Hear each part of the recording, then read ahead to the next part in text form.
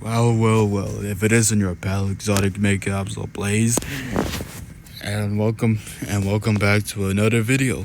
Today, welcome back to another scary story. And scary story is gonna be Shadow Play. And let's see what this story has in store for us. This could be interesting and highly gonna be creepy, judging by the picture, judging by the thumbnail for of the story that goes along. And all it says in the description, it says about a boy who moves into a new house and notices strange shadows in his bedroom. Okay, so looks to be a picture of a house, a silhouette of a house with like long trees on it in its way, and in a majestic forest. Well, let's let's get on with this. And I don't know what else to say. But oh, other than the fact that I'll always copy and paste the link of the website Scare for Kids in the description. Yeah, the the original the original link of the website is going to be in the description below, so that you'll go to the website. But here goes. This just sit back, relax, and watch me cook by reading this story, Shadow Play. So yeah, this is Shadow Play. Enjoy. when when David's father got a new house, a new job, got a new job. The parent, the finally had to, the the family had to pick up and move to a new town. David wasn't happy about the move.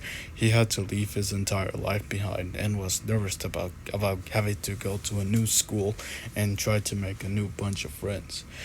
On the day the family moved into the new house, David just carried his boxes into his new bedroom, but he didn't bother unpacking anything. Instead, he decided to go outside for a walk and take a look at the new neighborhood. As he was walking down the street, he met a teenage boy who seemed to be about the same age as him. "Are you new here?" the boy asked. "Yes, yeah," said David. "We just moved in.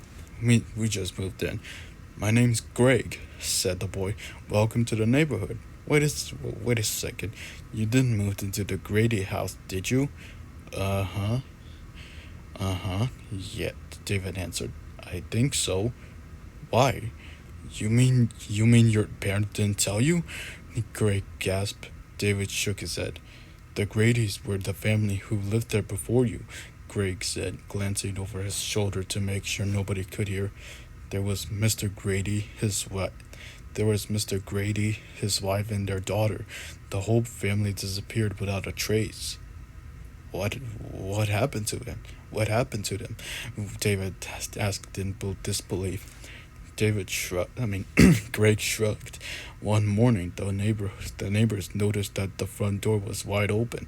When they went inside, there was no sign of them. Their car was still in the driveway. Their clothes were still in the wardrobes. Everything was in its proper place, as if they had just stepped out for a moment, but there was no sign of them. There was no trace of them. It was like they just vanished into thin air." That night, over dinner, David decided to ask his parents if they knew what had happened to the people who had lived there before them. "Some kid from down the street told me the family left one night and never came back," he said. David's dad and mom looked at each other. "I never heard anything like that," his father said.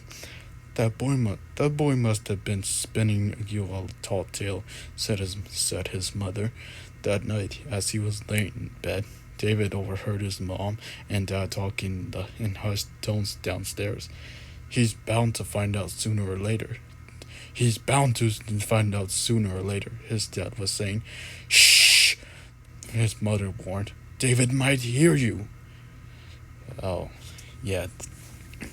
Without, yeah, without a doubt, his yes, this David dude this David dude's parents already know about this story, already know the backstory of the of the previous family, but decided to not tell him the truth.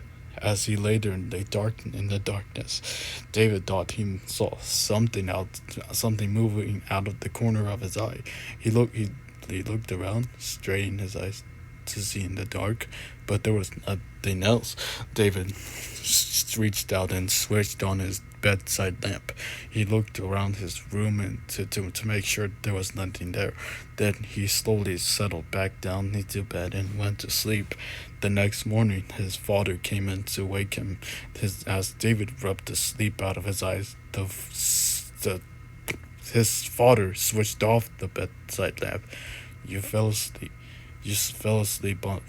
You fell asleep with the light on last night, said his dad. Yeah, David answered. Sorry, Dad. All that day, David tried to forget what had happened the night before. It was ridiculous. He told himself he was really being a baby. He hadn't been afraid of the dark since he was a little kid. No, he must have been half asleep imagining things. That night, however, when he went to bed, he wasn't so sure anymore. He climbed into bed and turned off his bedside lamp. His his bedroom was filled with dark shadows. He lay there, his eyes darted from side to side, watching the shadows. Then his mom seemed to grow suddenly colder in the inky blackness under his desk. There was movement. There was movement. David's eyes locked onto the spot. His breath came fastened. There was nothing there. There couldn't be. Then it moved again. It was shapeless, like a blob, and it didn't move, and it didn't move like an animal. It flowed like water out from the under the desk and straight from the foot of his bed. David screamed and shot his hand out to switch on the light.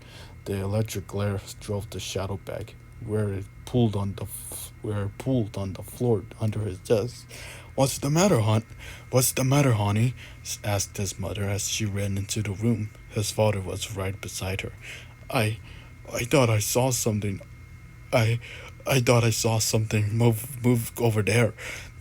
David's voice broke. Under the desk. David's father swept on the room light, banishing the shadows. He knelt down and looked under the desk. There's nothing here, he announced. The shadow, David insisted. The shadow was moving. His mother sat on the edge of the bed and smoothed his hair. You were having a bad dream, dear. David opened his mouth to argue, then realized it was useless. His parents would never believe him, and in the bright light of the ceiling lamp, he wasn't sure he believed it either. It sure had seemed real though. Yeah, he said, I guess so. Can I leave the room on? Can I leave the room light on, please? His father looked annoyed but turned the light back on. Then his parents said good night and left the room. For the next few nights, David slept with his bedroom light on. He knew his father was less than pleased about it. One day he heard them in the kitchen talking about his fear of the dark. Then they were both worried about him, and his father thought it was nonsense. David walked slowly back to his room and sat on the bed. Maybe his dad was right. He was too old to be afraid of the dark, but it seemed too real to be a nightmare. That night, he tried sleeping with the lights off. In the middle of the night, David woke suddenly. Everything was deathly quiet. He slowly sat up in bed and looked toward the corner of his room.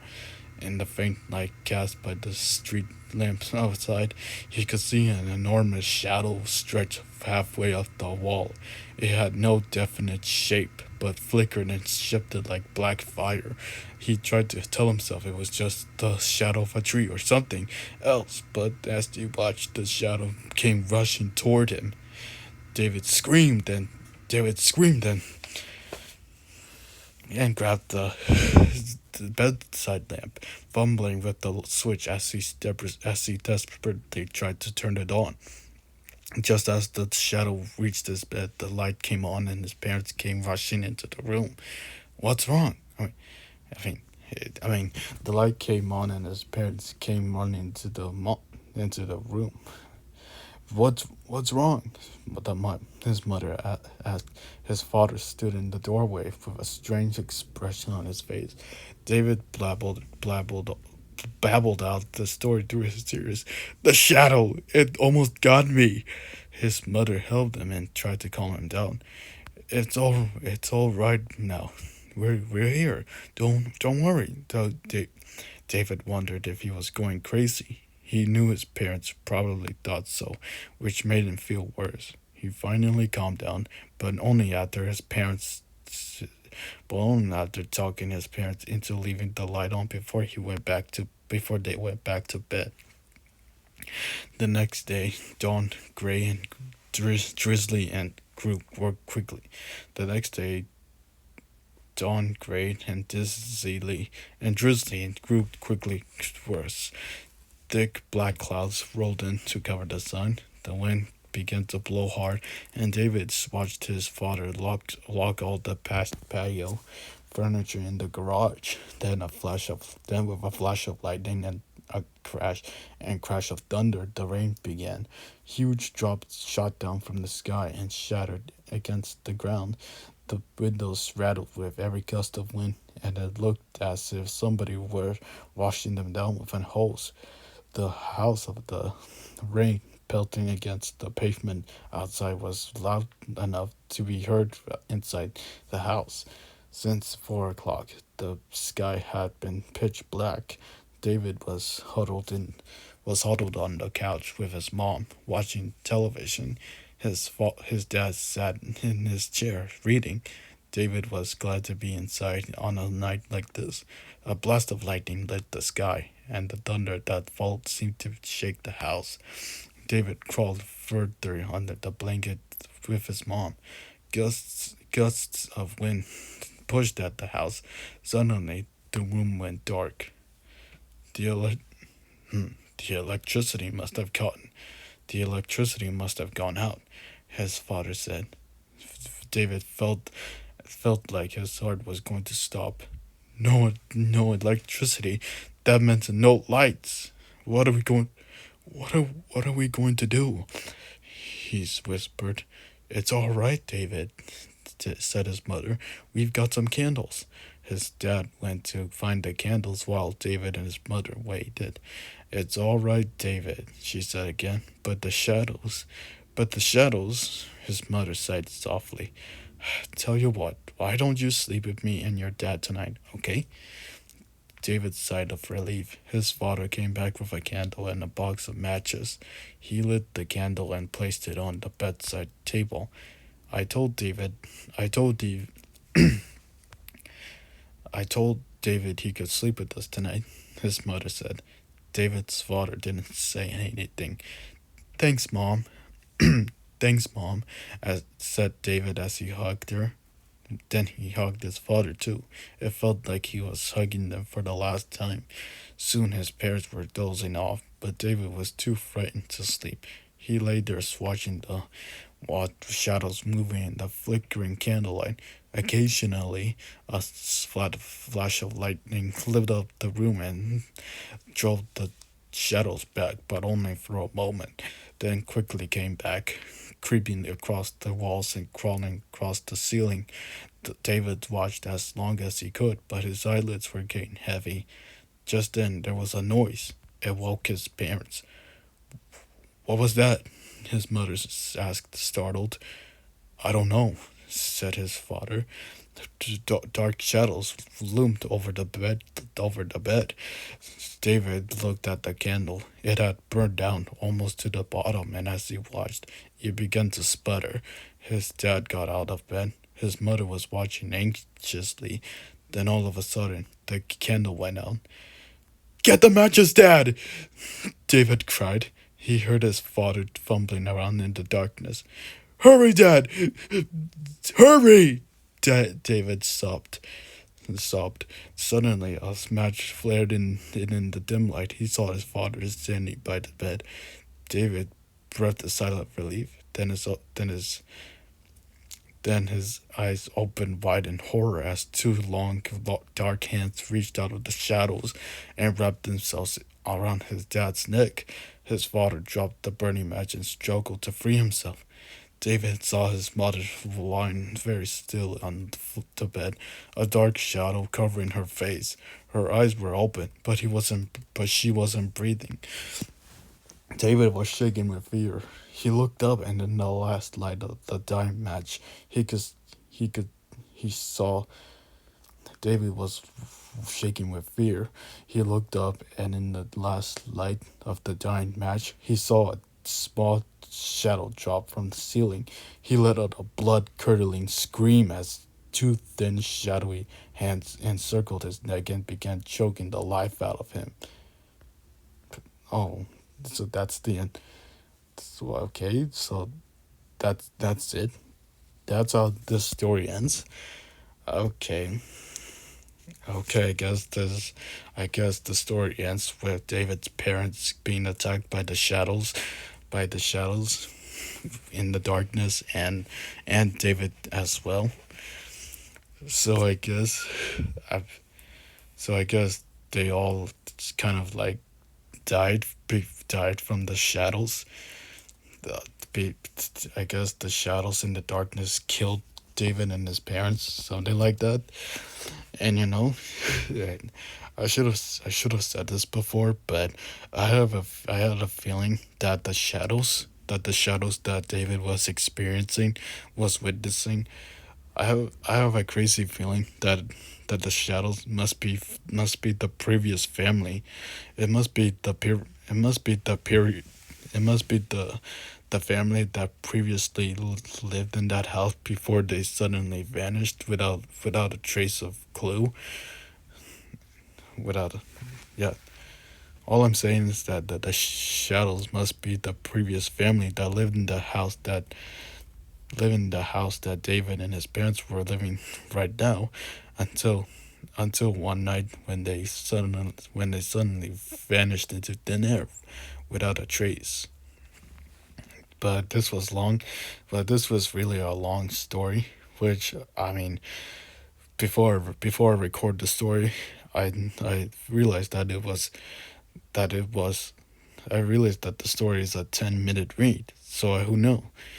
But yeah, so that was, but all right, that's all there's to it. Yeah, that was the story Shadow Play. If you guys enjoyed this video, you guys already know the drill. Like, subscribe, and comment, and let me know what stories you guys want me to read. Just click the link of the just click the link to the website in the description below, and that will take you right to here, and that's where you'll see all the list of numerous of stories this baby has in store. and and let me know what stories you want me to read, and I'll be sure to gladly take your requests and read them for you. But overall, this was really a nice and creepy and vigorous story. Thank you so much for sticking around this vigorous story. Thank you so much for sticking around to this vigorous story video. Until next time, I'll see you in the next video. Peace.